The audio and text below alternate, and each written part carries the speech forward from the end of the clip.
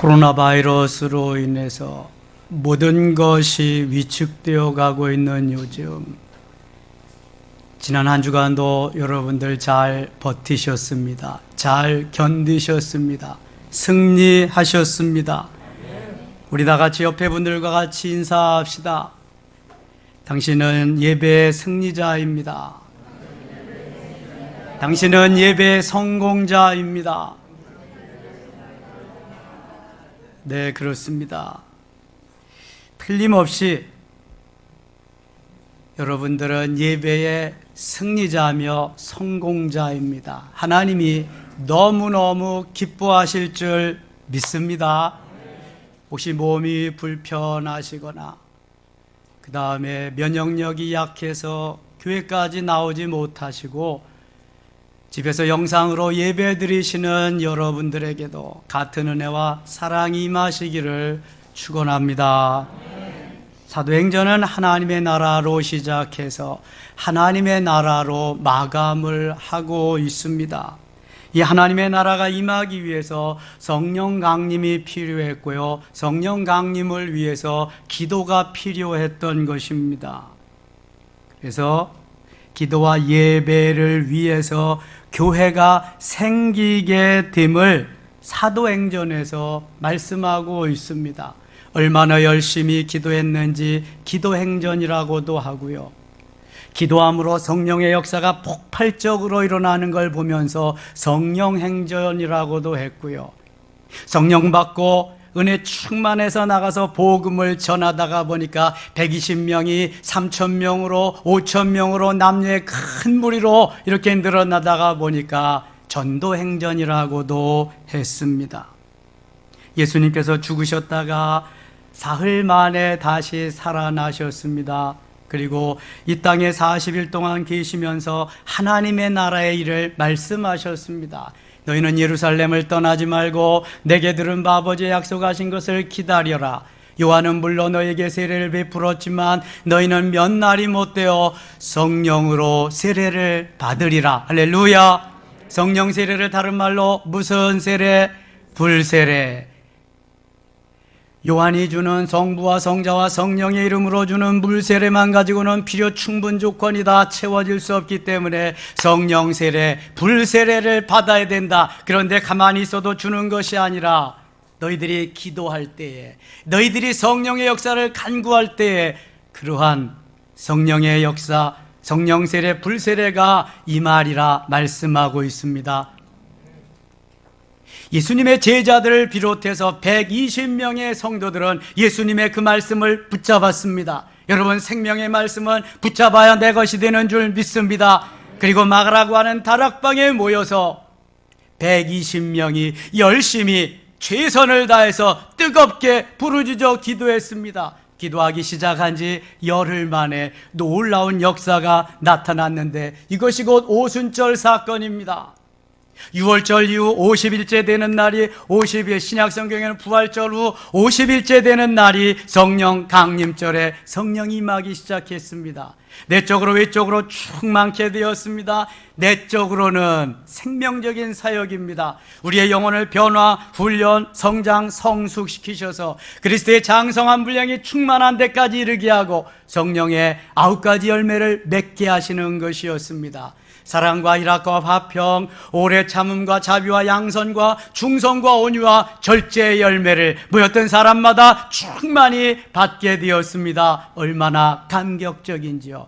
뿐만 아니라 외적인 성령 충만도 주셨습니다. 그것은 능력적인 것이었습니다. 생명은 아니지만 그것은 우리의 능력으로, 권세로 하나님이 도구로 주신 것입니다. 고린도전서 12장 7절로 11절에 보니까 방언과 통역과 예언과 능력 행함과 신유와 그 다음에 영분별과 믿음과 지식과 지혜의 말씀의 은사를 저들에게 부어주셨습니다. 내적으로 외적으로 충만한 저희들은 이제 힘들고 어렵지 않았습니다. 강하고 담대하게 되었습니다. 주 예수 그리스도를 나의 메시아로, 하나님의 아들로, 나의 구원자로 나가서 말하지 아니하면 견딜 수 없는 놀라운 역사가 일어났던 것입니다. 이렇듯 이곳에 모였던 사람들이 하나같이 은혜를 받은 그 시기는 너무너무 환경적으로, 시기적으로, 종교적으로 어려운 때였습니다. 왜냐하면 정치적으로는 로마의 속국이었습니다. 로마의 압제를 받아야만 했습니다. 그 다음에 종교적으로는 예수님이 그들에게, 유대인들에게, 또 로마 병정들에게 사로잡혀 가서 십자가에 못 박혀 달려 죽게 되었던 것입니다.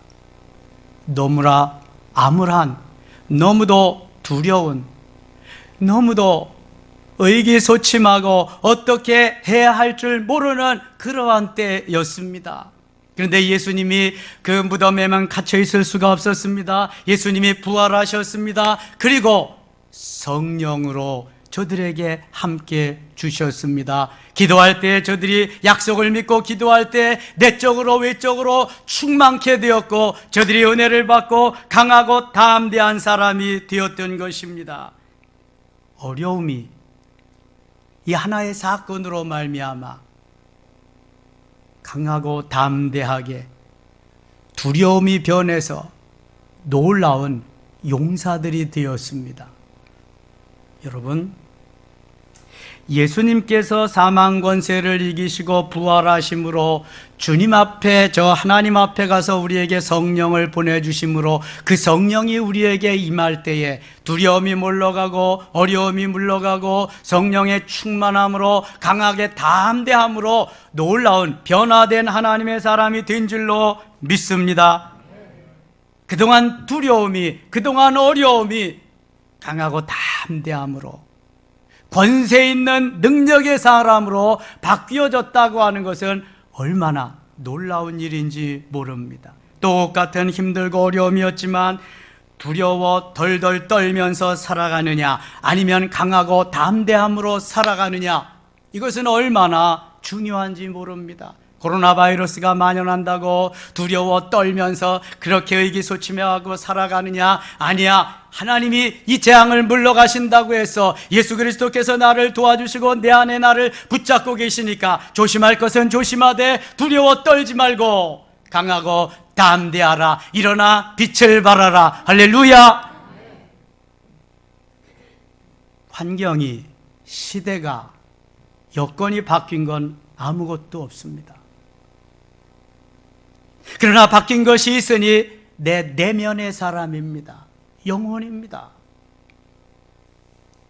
보이는 현상적인 것은 모두 다 그대로입니다. 절망과 좌절과 실망과 낙심할 수밖에 없는 형편이지만 내 속에 계신 하나님께서, 성령께서 나를 붙잡아 주시고 나를 강하고 담대하게 하셨습니다. 내적으로 외적으로 충만케 해주시니까 보이지 않지만 내 속에 강한 내공의 힘이 흐르게 되었으니 그것이 곧 성령의 역사인 줄 믿습니다.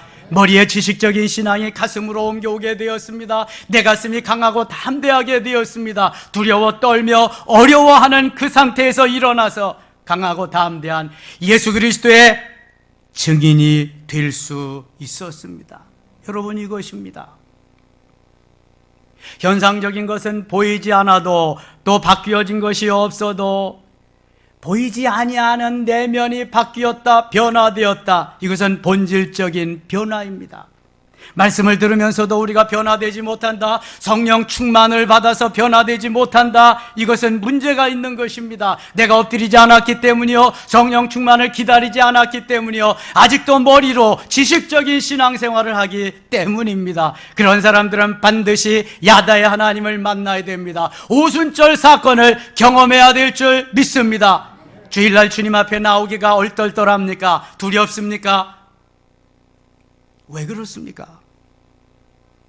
아직 성령의 충만함이 내 마음을 붙잡고 내 속에서 불타오르지 않기 때문입니다. 내 지식적인 신앙으로, 머리의 신앙으로 내가 예수를 믿고 그렇게 살아가고 있기 때문입니다. 환경도 사건도 시대도 변하지 않았지만 내가 변화됨으로 내 안에 그리스도가 계시고 주님이 나를 붙잡아 주시며 내가 말씀을 붙잡고 성령을 통해서 역사하시는 그 길을 따라가며 어느 누구도 막을 자가 없었습니다. 주님이 함께 하시기 때문입니다. 주님이 내 안에 성령께서 나와 함께 계시니 기쁘고 즐겁습니다. 살만 납니다. 나는 행복한 사람입니다라고 오늘도 고백할 수 있는 능력의 그리스도인이 되었던 것입니다. 두려움으로 가득 찼던 저들의 마음이 이렇게 놀랍게 변화되는 바뀌어진 역사가 있게 되었던 것이지요. 그래서 저들의 아름다운 모습을 몇 절로 묘사해 놓은 것이 오늘의 본문입니다. 너무 행복한 모습, 주님이 나와 함께 계시고 나와 동행하시며 나를 통해 역사하시는 그 아름답고 멋진 근사한 광경을 오늘 본문은 구구절절히 말씀하고 있습니다. 여기서 우리는 교회의 사명을 발견할 수 있게 됩니다. 교회의 사명은 5가지가 있습니다. 첫 번째, 예배입니다. 캐리그마라고 하는 말씀 선포입니다. 워십입니다. 오늘 본문 46절 상반절에 보면 날마다 마음을 같이하여 성전에 모이기를 힘쓰고 그랬습니다. 47절 상반절에는 하나님을 찬미하며 그랬습니다. 날마다 성전에 모이기를 힘쓴다. 왜 모였을까요?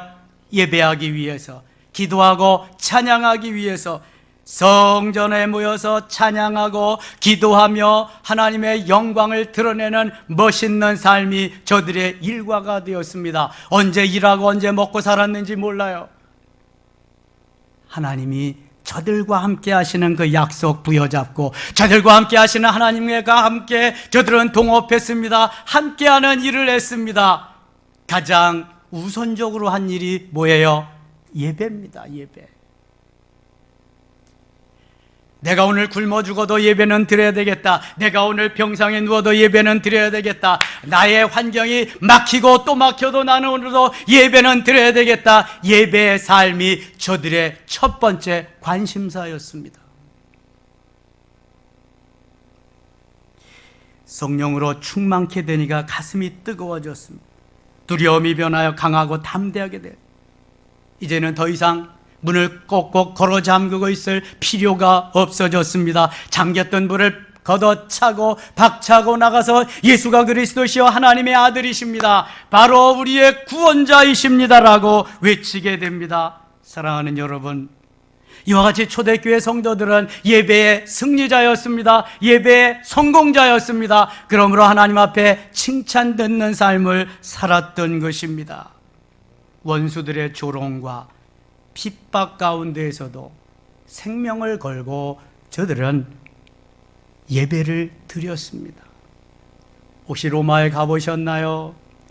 지금 가장 많이 바이러스 확진하는 것이 늘어나는 것이 로마, 이탈리아지요. 미국이 좀 제치고 1위를 달렸다 그러는데 미국이 그런 것까지 1위 안 해도 괜찮은데 사재기가 난리고요. 지금 뭐 난리랍니다.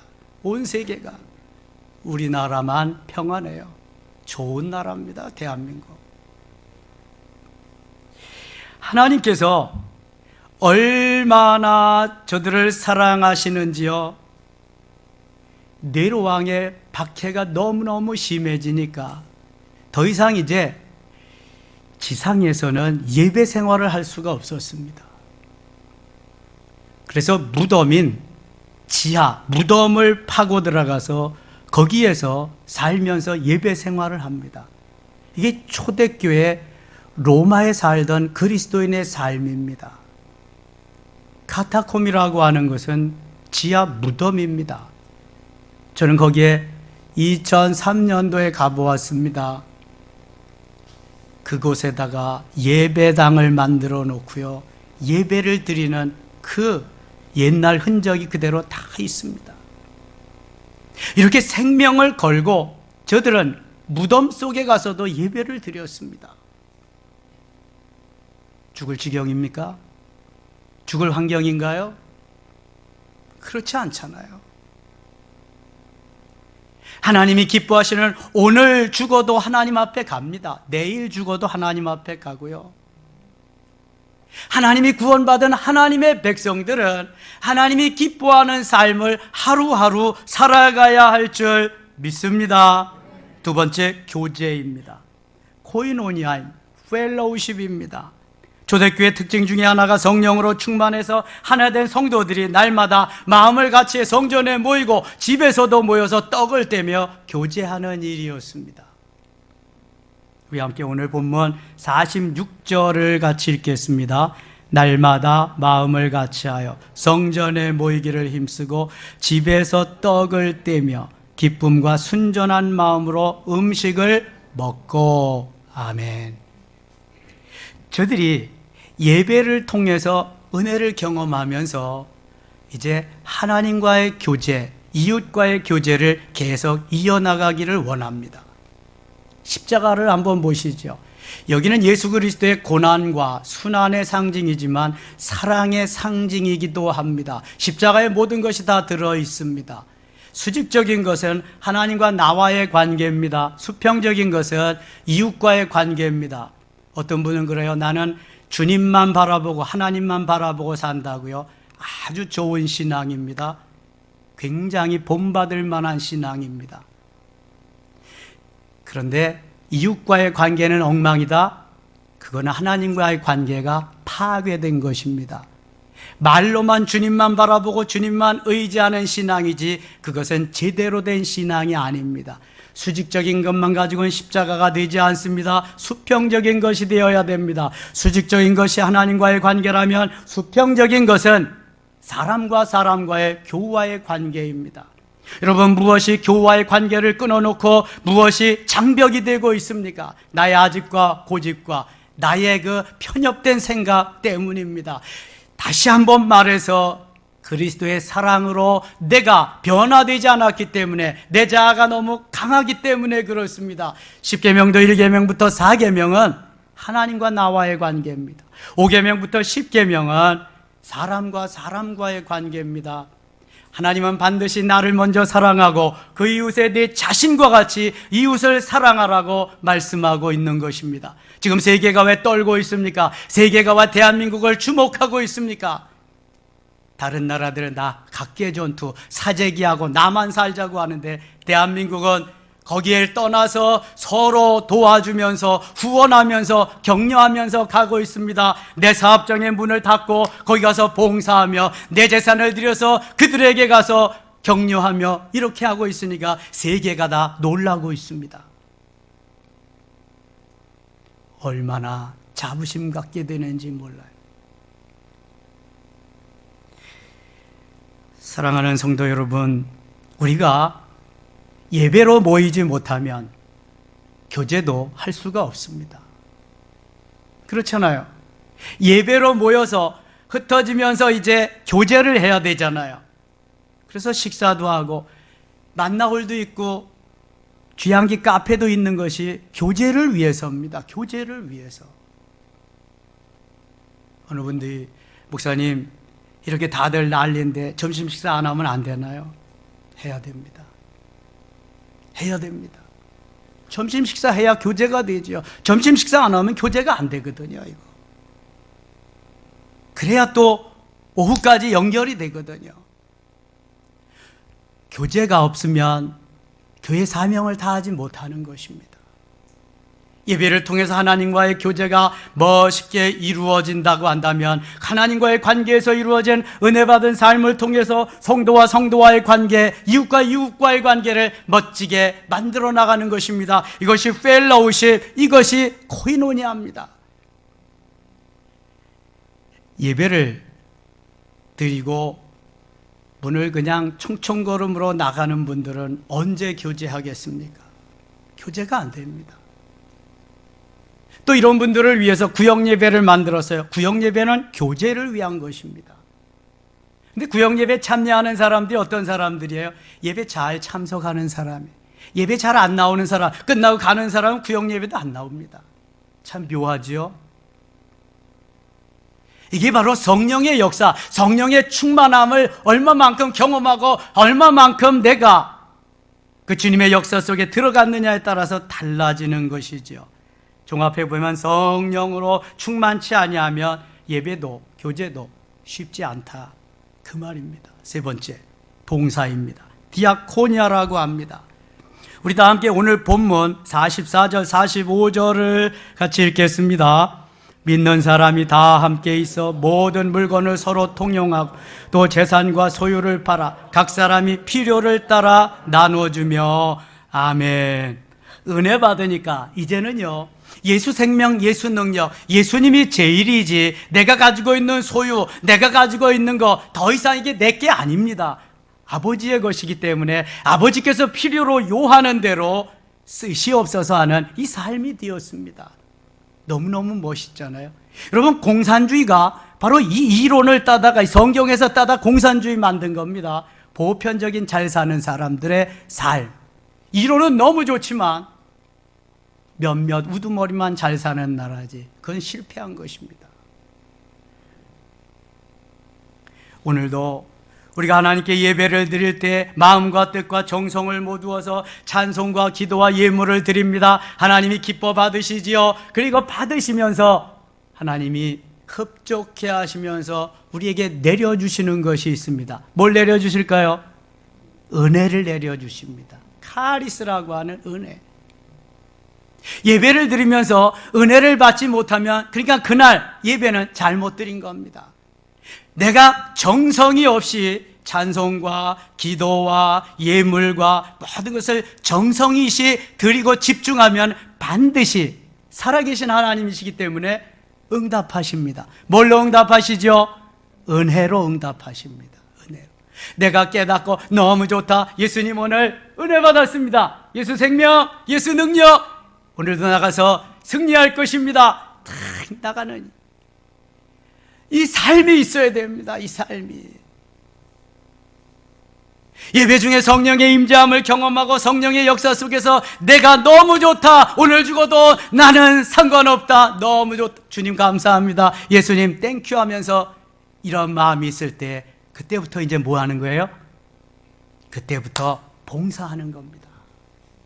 내게 받은 번뇌가 너무 크기 때문에 가만히 주저앉아 있을 수가 없습니다. 예배만 마치고 쭈르륵 달려갈 수가 없습니다.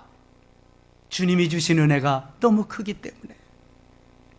은혜 받은 사람은 결코 절대로 가만히 있을 수가 없는 것입니다. 내 가슴이 그리스도로 인하여 불타오르기 때문에, 내 가슴이 뜨거워지기 때문에 나는 견딜 수가 없는 것입니다. 오 주님, 내게 주신 이 모든 은혜를 무엇으로 보답하오리까? 내게 주신 이 모든 은혜를 무엇으로 감사할 수 있겠습니까? 오늘도 주님 앞에 수종들 것이 없나?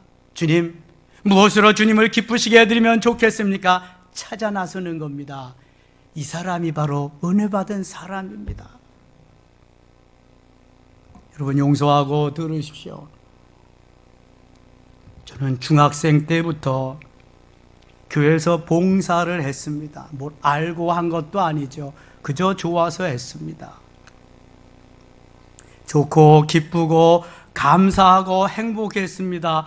한 번도 저는 봉사하면서 힘들다, 어렵다, 하기 싫다, 왜 내가 예수를 믿어야 되느냐, 짜증난다, 이런 적이 없었습니다.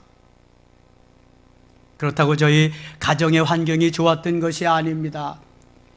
우리 환경은 무수저로 태어나서 찢어지게 가난한 집에 태어났습니다. 학교에 갔다 와서도 가방을 던지고는 곧바로 들에 나가서 꼴을 베어야 되고 소를 띠껴야 되었습니다. 소를 다시 끌고 외양간에 갔다가 놓아야만 했습니다. 그래도 그 남은 시간을 이용해서 저는 평일에도 교회 나가서 목사님을 도와드렸습니다. 주일은 물론이거니와. 저는 주일을 그때부터 빼먹은 적이 없습니다. 교회 가서 웬만한 집사님들보다 더 많이 봉사했습니다. 종치는 일은 제 몫이었고요. 이 겨울날 톱밥날로 피우는 날도 매일 새벽 제 몫이었습니다. 너무나 자연스러운 봉사의 삶이었습니다. 제가 3개월 동안 병원에 입원했던 시절을 빼놓고는 주의를 지키지 못한 기억이 없습니다. 군대 나가서 쫄병 때에도 매 맞으며 기합 받으면서 주의를 지켰습니다. 바로 그 생명적인 삶이 오늘날 여기까지 저를 인도해 주었습니다. 저는 내놓을 것이 아무것도 없는 사람입니다. 사랑하는 여러분, 우리는 몸도 마음도 시간도 물질도 때로는 내 생명까지도 드리며 봉사하는 하나님의 자녀들입니다. 내 속에 주님이 계시고 내 안에 성령께서 역사하시기 때문에 성령께서 가라사대 하면서 주님의 일을 맡아서 주의 길을 가는 하나님의 사람들이 주님의 자녀들입니다. 이 생명까지라도 주님 받으시옵소서. 아프리카에서 선교하시던 선교사님의 기도가 매우 감동적입니다. 이렇게 마무리를 하셨습니다. 주여, 우리가 주를 위해 좀 더 피곤할 수 있는 특권을 주옵소서. 우리가 주를 위해서 좀 더 피곤할 수 있는 특권을 주시옵소서. 너무 멋있지 않습니까? 우리는 피곤해서 주의 일 못한다고 합니다. 목사님, 금년에는요 제가 좀 쉬겠어요. 왜요? 참 피곤해서요. 저는 이렇게 들립니다. 목사님, 저는 은혜 받지 못해서 이제 좀 일을 내려놓겠습니다. 측은히 여겨집니다. 불쌍히 여겨지고요. 정말 불쌍합니다. 그런 사람들. 다 가만히 생각해 보세요. 주일날 예배 드리고 교회에서 잊지 않고 교제하고 봉사하지 않으면 나가서 뭐 할까요? 돌아다니는 거지 뭐 세상 속에. 아니면 집에서 TV하고 짝하고 구들장 신세지고 죽는 연습하고 그러는 거죠. 잠깐입니다, 여러분. 저는 그래서 녹슬어 없어지기보다는 달아 없어지기를 원합니다. 주여, 내 몸이 부수어지기까지 주를 위해서 일하렵니다. 이 생명 다하기까지. 저는 날마다 기도하며 그렇게 살고 있습니다. 한 생입니다. 그래서 일생입니다. 두 번 생 없습니다. 육신은요, 조금 더 편하면 너무 좋아합니다. 조금 더 편하면 더 좋아합니다. 거기에 빠져들면 마귀에 밥되고 맙니다. 신앙생활이요, 아무리 잘하려고 몸부림쳐도 거기에 익숙해지면 전에 하던 대로 빠져버리고 맙니다. 염려되고 걱정되는 것이 이렇게 지금 한 달 이상이 되었습니다. 여기에 젖어서 교회 나오는 거 잊어버릴까 봐 걱정이 됩니다. 어떤 목사님 저에게 이렇게 보내세요. 목사님, 아무도 없는 예배당에 인터넷으로 예배 드리기 위해서 아들과 함께 예배를 준비하는데요, 말씀도 잘 전해지지 않고요, 너무 어렵습니다. 성도들과 함께 예배 드리던 그날이 너무 그립습니다. 지금 한 달 이상 예배를 못 드리고 있잖아요. 정부에서는 다음 주일까지 예배 드리지 말라고 그러는데요, 언제까지 갈는지 알 수 없습니다. 어떻게 사시렵니까? 주님이 내 안에 오셔서 나로 하여금 주님이 주신 은혜로 무장하고, 오늘도 내가 주여 내가 여기 있나이다, 나를 보내소서, 녹슬어 없어지기보다는 내가 달아 없어지기를 원합니다. 주님, 이 뼈가 부스러지도록 주를 위해 살겠습니다. 아멘입니까? 이 시간 주 앞에 나온 여러분들은 모두 이러한 각오와 결단으로 사실 수 있기를 축원합니다. 그래서 이 바이러스가, 행복의 바이러스가 하나하나 전염되어서 차고 넘치는 120명이 3,000명으로, 3,000명이 5,000명으로, 5,000명이 남녀의 무리로 늘어나는 것이 초대교회 역사입니다. 엄청났습니다. 네 번째, 교육입니다. 오늘 본문 바로 위에 42절 말씀을 한번 보겠습니다. 그들이 사도의 가르침을 받아. 사도의 가르침을 받아. 뭡니까? 교육시켰다는 거예요. 티칭했다는 거예요. 예수님이 공생의 3년 동안에 가르치시고 전파하시고 치유하신 일이 주된 업무, 주된 사역이었습니다. 계속해서 가르쳐야 됩니다. 계속해서 변화훈련 성장 성숙할 수 있도록 지도해 주어야 됩니다. 유치부부터 아동부, 중고등부, 청년부, 장년부에 이르기까지 모두가 다 대상입니다. 영아부도 마찬가지입니다. 다른 교회는 어른들의 예배를 쉬고 있으니까 아이들의 예배도 다 쉬지요. 걔네들이 뭐 하고 있을까요?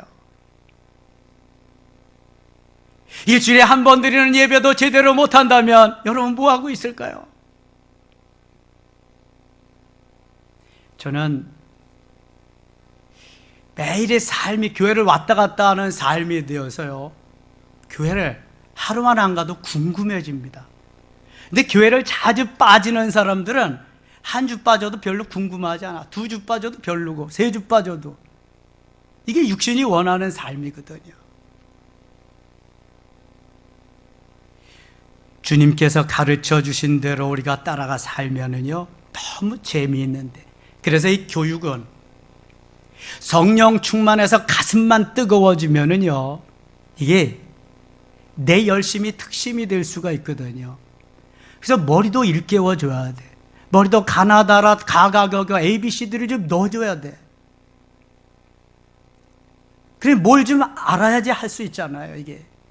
그래서 계속 티칭해주는, 가르쳐주는 디다케가 필요한 거예요. 5번째, 선교입니다. 아포스텔로라고 하는 선교, 미션입니다. 우리 다 함께 본문 47절을 같이 읽겠습니다. 하나님을 찬미하며 또 온 백성에게 칭송을 받은 주께서 구원받는 사람을 날마다 더하게 하시니라. 아멘. 구원받는 사람을 날마다 더하게 하셨다. 이런 것을 전도라고 하지요. 자, 전도와 선교는 어떻게 다를까요? 전도와 선교는 의미는 같습니다. 그런데 동일 문화권에서 복음을 전파하는 것을 전도라고 하고 타 문화권에서 복음을 전파하는 것을 선교라고 합니다. 의미는 같습니다. 사도행전 1장 8절에 보면 오직 성령이 너에게 임하시면 너희가 권능을 받고 예루살렘과 온 유대와 사마리아와 땅끝까지 이르러 내 증인이 되리라. 예수님의 유언입니다. 또 하나 마태복음 28장 19절로 20절 보면 그러므로 너희는 가서 모든 족속으로 제자를 삼아 아버지와 아들과 성령의 이름으로 세례를 베풀고 내가 너에게 분부한 모든 것을 가르쳐 지키게 하라. 볼지어다 내가 세상 끝날까지 너희와 항상 함께 있으리라. 할렐루야. 이것은 예수님의 지상 명령입니다. 전도는 해도 되고 하지 않아도 되는 것이 아니란 말입니다. 저는 부산 세계력교회 소년보 목사님 간증을 듣고 정말 깜놀했습니다. 자빠질 뻔했습니다. 교회를 개척하고 전도를 하는데 우리가 1년에 한 사람씩은 꼭 합시다. 한 사람씩은 꼭 합시다. 아멘 다 했습니다. 근데 한 사람도 안 하는 거예요. 한 사람 오니까 1월달 되면 2월달에 2월달 되면 3월달 3월달 되면 봄에 하지. 봄 되면 여름에 겨울이 다 끝나갔어요. 한 사람도 못했어요. 아직까지 전도 한 사람도 못한 분들 계시나요? 전도해야 됩니다. 그래서 기도하면서 하나님이 그래, 야 이놈아, 한 사람이 한 사람 전도하니까 못하지. 그러며 100명을 해봐라. 그래서 그때부터 우리는 금년에 한 사람이 100명씩 전도합니다. 100명. 큰일 난 거예요, 이거는 이제. 100명 하려면. 1월 성구영신 예배 드리자마자 전도로 나가는 게 전도하라. 100명, 200명, 300명 그냥 못하는 사람이 몇십 명. 한 사람은 전도도 아니지 이거는. 교회가 성장하기 시작하는데요, 엄청난 성장을 이루고요, 세계적으로 떴습니다. 여러분 뭡니까 이게? 우리가 선교의 사명을 받았으면은 하나님이 원하시는 말씀하신 대로 순종하기만 하면 역사가 일어나는데요, 내 이웃에 가서 전도하고 더 큰 사명을 받았다면 타문화권에 가서 선교도 해야 되는 것입니다. 카자흐스탄에 가서 복음을 전하는 선교사님, 무슬림 국가이기 때문에 너무 전도하기가 어렵습니다. 우여곡절 끝에 하나님이 생명들을 사랑하시는 마음을 알고 생명을 붙여주는데 수백 명이 생겼습니다. 교회를 멋있게 건축했습니다. 그런데 회교권에서는 복음 전하기가 생명을 걸고 해야 되기 때문에 예수 믿는 사람도 마찬가지, 시기하고 이슬람들이 이제 테러를 하기 시작했습니다. 하루는 예배 시간에 괴한들이 들어와서 예배실에다가 시한폭탄을 장착해 놨습니다. 예배실 입구에다 또 하나 해놨습니다. 그리고 들어오는 그 입구에다가 총 3편의 3개의 폭발물을 설치해 놨습니다. 예배를 이렇게 한참 드리고 있는데 중간에서 뻥 터졌습니다. 아수라장이 되고 말았습니다. 다 피신나고 저 교회 문으로 나가는데 문 앞에서도 뻥 터졌습니다. 거기에서 또 죽고 사상자가 나고 거의 다 대피했다 싶었는데 계단 밑에 내려가니 거기서 또 뻥 터졌습니다. 수많은 100명 이상의 사상자를 내고 교회는 아비규환이 되고 말았습니다. 성도들이 다 마음을 다 놓고 이제 낙심하고 절망하고 어쩔 수 없는 상태에 저 선한 목자계 유기성 목사님한테 SOS를 쳤습니다. 목사님, 교회가 지금 이 지경입니다. 오셔서 좀 힘도 주시고요, 격려도 해주시고요, 교회도 좀 수습해 주시고 은혜를 좀 주시면 좋겠습니다. 아무리 목사지만 생명을 내놓았지만 걱정될까요? 안 될까요? 걱정되죠. 거기 가면 죽는 건데. 기도합니다. 기도하면서. 그런데 하나님이 함께 하시리라는 말씀 약속을 듣고 교회에 광고를 하고 카자흐스탄을 떠나려고 하는데 장로님 한 분이 목사님, 제가 동행하겠습니다. 제가 목사님을 모시겠습니다. 장로님 사업장은 어떻게 하시고? 장로님 거기 가면은 죽을지도 모르는데 그래도 제가 목사님을 모시겠습니다. 그래서 장로님과 함께 출발해서 거기에서 잘 집회를 하고 교회를 잘 수습하고 마무리하고 돌아오는데 목사님이 장로님이 너무 귀하고 장로님이 너무 고마운 거예요. 장로님이 안 계셨더라면 내가 너무 불편하고 힘들었을 텐데 다 옆에서 수종 들어주시고 다 케어해 주시고 하루는 장로님을 초청해서 차를 나누며 어떻게 그렇게 동행하게 되셨냐고 물었습니다. 그랬더니 장로님이 눈물을 툭툭 흘리면서 목사님, 부끄럽지만 저는 갈 생각 꿈에도 못했습니다. 간다고 기도도 해보지 않았고요. 그런데 어떻게 오셨어요? 저희 집사람이 당신 목사님 가셔서 죽을지도 모르는데 영영 돌아오시지 못할지도 모르는데 목사님은 오셔서 다시 목회하셔야 되는데 당신이 가서 대신 죽어. 당신은 죽어도 되잖아. 목사님은 죽으면 안 돼. 당신이 가서 대신 죽고 목사님 대신 정탑 맞고 목사님 보호해드리고 당신은 거기서 죽어. 목사님은 그런데 오셔야 돼. 그런 말씀을 장로님이 하시는데 목사님이 감동이 돼. 두 분이 부둥켜 안고 울었다고 해요. 여러분, 선교는 쉽지 않은 것입니다. 그 장로님의 그 목사님, 그 목사님의 그 장로님, 그러니까 교회는 부흥되는 거죠. 오늘도 주님은 우리와 함께 하십니다. 우리를 통해서 역사하십니다. 하나님이 기뻐하시는 그러한 삶을 우리는 날마다 살아가고 있는 것입니다. 지난 금요일 날 예배 중에 저는 놀라운 것을 경험했습니다. 영적 센스가 있는 분들은 혹시 눈치채셨을는지도 모릅니다. 말씀을 전하기 시작하는데 갑자기 재채기가 나고 그 다음에 콧물이 쏟아지기 시작합니다. 제가 수건을 사용할 때는 눈물을 닦거나 땀을 닦거나 입술을 닦을 때 사용합니다. 그런데 그날은 계속해서 내가 이 수건을 코에다가 대고 있었습니다. 콧물이 계속 나오기 때문입니다.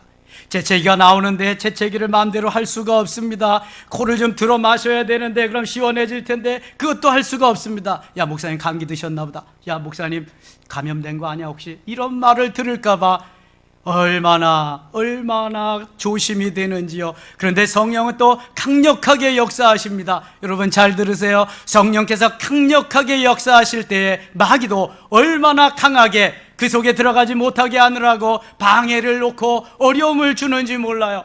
저는 그날 너무나 많은 경험을 했습니다. 그래서 어떻게 하든지 숨기면서 나타내지 않으려고 기도하면서, 하나님, 혹시 제가 감염됐나요? 제가 확진이 됐으면 그럼 우리 교회는 끝나는데요, 예배도 못 드리는데요. 여러분, 사단은 캡틴만 제거하면은 끝나는 겁니다. 그러면은 예배도 못 드리고 이제 그럴 테니까 계속 공격해 오는데요.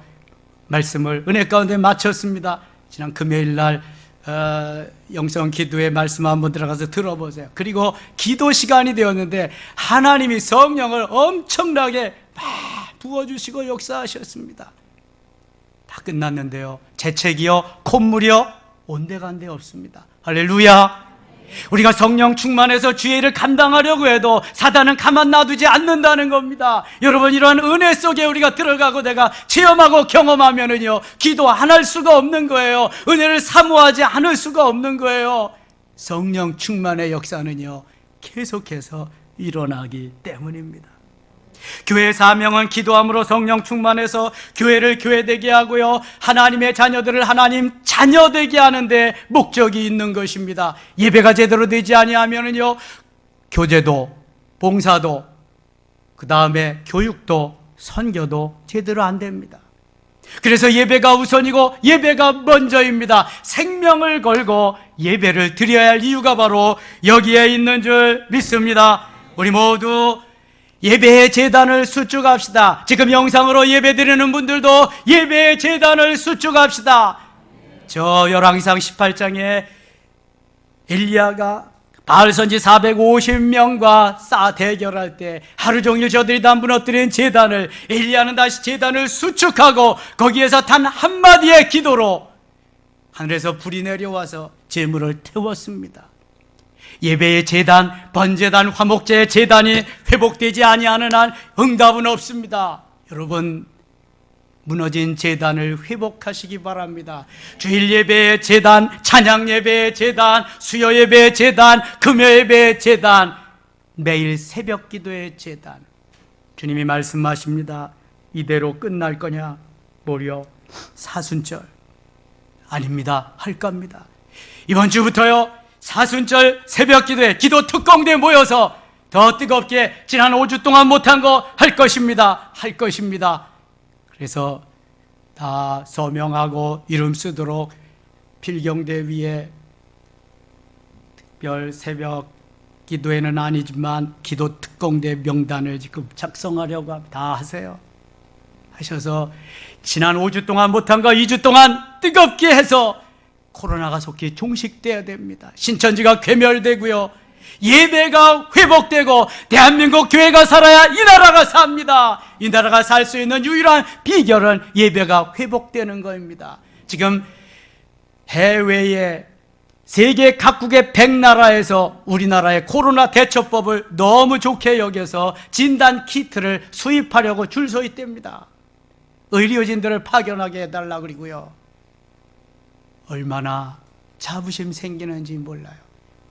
여기에 만족하면 안 됩니다. 종식돼야 되고요, 계속해서 이 나라가 믿음으로, 예배로, 하나님의 사람들로 하나님의 영광을 드러내는 날이 와야 될 줄 믿습니다. 예배의 회복, 교회의 사명을 다 감당하는 저와 여러분들 되시기를 주의 이름으로 축원합니다.